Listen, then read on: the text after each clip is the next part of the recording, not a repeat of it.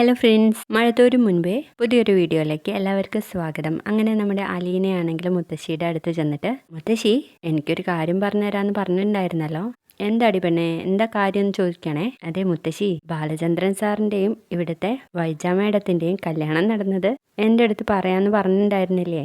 ഓ അതോ, അത് ഞാൻ പിന്നെ പറഞ്ഞുതരാമെന്ന് പറയാണ്. അല്ല മുത്തശ്ശി, നമുക്ക് അത് ഇപ്പോൾ പറഞ്ഞാലോ? നമ്മളിങ്ങനെ സംസാരിച്ചുകൊണ്ടിരിക്കുമ്പോൾ മുത്തശ്ശിയുടെ കാലിൻ്റെ വേദന അറിയുകയില്ല എന്നൊക്കെ പറഞ്ഞ് നമ്മുടെ അലീന മുത്തശ്ശിയെ സോപ്പിടുകയാണ് കേട്ടോ. അങ്ങനെ മുത്തശ്ശി പറഞ്ഞു കൊടുക്കാണ് ഇവരുടെ കല്യാണം നടന്ന കഥ. പണ്ട് കൊല്ലപ്പള്ളിയിൽ ശേഖരനോടൊപ്പം ഒരു വാലായിട്ട് ബാലചന്ദ്രനും വന്നിരുന്നു. അന്ന് അവന് 5 വയസ്സാ. ഈ പറഞ്ഞ ശേഖരൻ അത്ര ഗതിയില്ലാത്തവനൊന്നും ആയിരുന്നില്ല. കൊപ്ര ആട്ടുന്ന മില്ലിന്റെ നടത്തിപ്പുകാരനായിരുന്നു. പിന്നീട് തടിക്കച്ചവടമൊക്കെ ചെയ്തു പൊട്ടി പാളീസായതാ.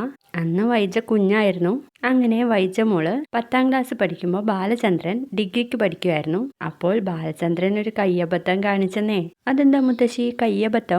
അതെ, വൈജ മോൾക്ക് അവൻ ഒരു കത്ത് കൊടുത്തു. അന്ന് ഈ മൊബൈൽ ഫോൺ ഒന്നും ഇല്ലായിരുന്നല്ലോ. അന്ന് ഈ കൊല്ലപ്പള്ളിയിൽ വെച്ച് അത്രയ്ക്ക് സുന്ദരിയായിരുന്നു വൈജ. ഇപ്പോഴൊക്കെ അല്ലേ വണ്ണം വെച്ചത് എന്നങ്ങ് പറയുമ്പോൾ നമ്മുടെ അലീന പറയുന്നുണ്ട്, ഇപ്പോഴും സുന്ദരി തന്നെയാ, മുഖം വീർപ്പിച്ചിരിക്കാഞ്ഞാ മതി.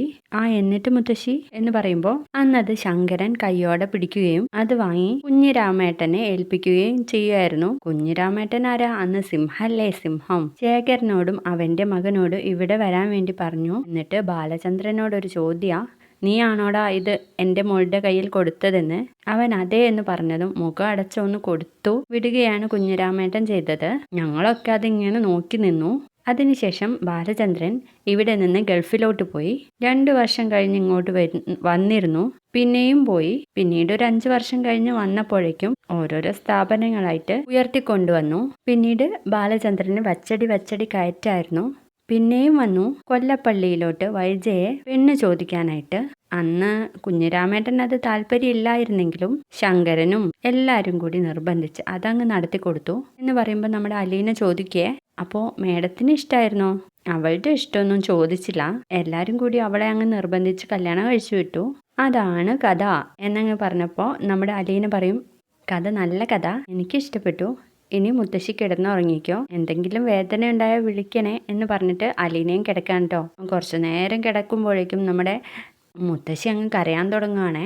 അയ്യോ എൻ്റെ കാല് വേദനിക്കുന്നിടി, നീ ചെന്ന് വൈജയെ വിളിക്ക്.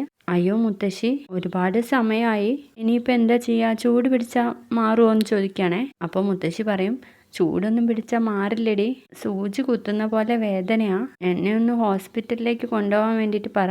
നീ വൈജയെ വിളിക്കടി, വൈജ കാരണല്ലേ ഞാൻ ഈ അനുഭവിക്കുന്നത് എന്നൊക്കെ പറയുമ്പോഴും നമ്മുടെ അലീന പറയുന്നുണ്ട്, ഇത് പാതിരാത്രിയാ മുത്തശ്ശി, 1:30 സമയം, എല്ലാവരും ഉറങ്ങുമായിരിക്കും. അവരോട് പോയി ചെന്ന് പറഞ്ഞാൽ ഇപ്പൊ എന്ത് ചെയ്യാനാ, രാവിലെ പോവാന്നേ പറയുള്ളൂ. നീ ചെന്നെന്ന ബാലചന്ദ്രനെ ഒന്ന് വിളിക്ക്, അവൻ ഒരു മടിയും കൂടാതെ വരും എന്നങ്ങ് പറഞ്ഞത് നമ്മുടെ അലീന ഓടി ചെല്ലുന്നുണ്ട്. പക്ഷെ വാതിൽ മുട്ടാതെ തിരിച്ച് ഇങ്ങ് പോരാണ് കേട്ടോ. വീണ്ടും കരച്ചിലൊക്കെ കേൾക്കുമ്പോൾ വീണ്ടും പോവാണ്. എന്നിട്ട് സർ, മേഡം എന്ന് പറഞ്ഞിട്ട് വാതിൽ മുട്ടിക്കൊണ്ടേ ഇരിക്കുകയാണ്. അവസാനം ബാലചന്ദ്രൻ വന്ന് തുറക്കുകയാണ് കേട്ടോ. എന്താ അലീന ഈ നേരത്ത്? അതെ, മുത്തശ്ശിക്ക് വല്ലാത്ത വേദനയുണ്ട്, കരയാണ് എന്ന് പറയുമ്പോഴേക്കും നമ്മുടെ വൈദ്യം കൂടി അങ്ങോട്ടേക്ക് വരികയാണ് കേട്ടോ. എന്താടി, മനുഷ്യനെ ഉറങ്ങാനും സമ്മതിക്കില്ലേ? മുത്തശ്ശി കരയുന്നു. അതിനിപ്പോ ഈ പാതിരാത്രി എന്ത് ചെയ്യാനാ? ഇപ്പൊ എത്രയായി സമയം നോക്കിയ വേദന മാറുമെന്ന് ചോദിക്കുക കേട്ടോ അലീന. നിനക്കെന്താടി ഒരു ഇഷ്ടപ്പെടായിക എന്നങ്ങ് ചോദിച്ചത് നമ്മുടെ ബാലചന്ദ്രൻ പറയും, നീ ചെല്ല്, ഞങ്ങൾ അങ്ങോട്ട് വന്നേക്കാന്ന് പറയണേ. അങ്ങനെ ബാലചന്ദ്രൻ മുത്തശ്ശിയുടെ അടുത്ത് എത്തുകയും, കാലിന് മാറിയില്ലേ, ഇന്ന് ഡോക്ടറെ അടുത്ത് പോയി പ്ലാസ്റ്ററൊക്കെ അഴിച്ചതല്ലേ, ഒക്കെ ശരിയാ മോനെ. കൊല്ലപ്പള്ളിയിൽ ഞാൻ എണീറ്റ് നടന്നതുവാ, പക്ഷെ ഞാൻ ഇങ്ങോട്ട് വരുമ്പോൾ ഇവിടെ വീണു പോയില്ലേ. വീണോ? അപ്പോൾ അമ്മയെ ആരും പിടിച്ചിരുന്നില്ലേ എന്നങ്ങ് ചോദിക്കുമ്പോൾ വൈജ അലീനയെ ഇങ്ങനെ ദേഷ്യത്തോടെ നോക്കുകയാണ് കേട്ടോ. അപ്പോൾ മുത്തശ്ശി പറയും, വൈജ പിടിച്ചിരുന്നു. ഒരാൾ പിടിച്ചാൽ പറ്റുമോ? അലീന നീ എന്ത് ചെയ്യായിരുന്നു? അത് സർ, ഞാൻ പിടിക്കാൻ വേണ്ടിയിട്ട് പോകുമായിരുന്നു. ശരി, എണീക്കാൻ പറ്റില്ലല്ലോ, വീൽ ചെയർ എടുത്ത് അതിലിരുത്താന്ന് പറഞ്ഞിട്ട് ബാലചന്ദ്രൻ മാറ്റാൻ വേണ്ടിയിട്ട് പോവാണ് കേട്ടോ. അപ്പോഴേക്കും വൈജ ബാലചന്ദ്രൻ്റെ അടുത്ത് ചോദിക്കും, അല്ല ഞാൻ വരേണ്ടതുണ്ടോ? വേണ്ട, നീ പോയി കിടന്നുറങ്ങ്. അപ്പോഴേക്കും നമ്മുടെ അലീന പറയും, ഞാൻ വന്നാൽ മതിയില്ലേ സർ? വേണ്ട, നീ ഇവിടെ നിന്നാൽ മതി, നിന്റെ പെറ്റ തള്ളയൊന്നല്ലല്ലോ, ഇവളുടെ അല്ലേ എന്നങ്ങ് ചോദിച്ച് ബാലചന്ദ്രൻ അങ്ങ് പോവാണ് കേട്ടോ. അങ്ങനെ വൈജയും ബാലചന്ദ്രനും കൂടി നമ്മുടെ മുത്തശ്ശിയെ ഹോസ്പിറ്റലിലോട്ട് കൊണ്ടുപോവാണ് കേട്ടോ.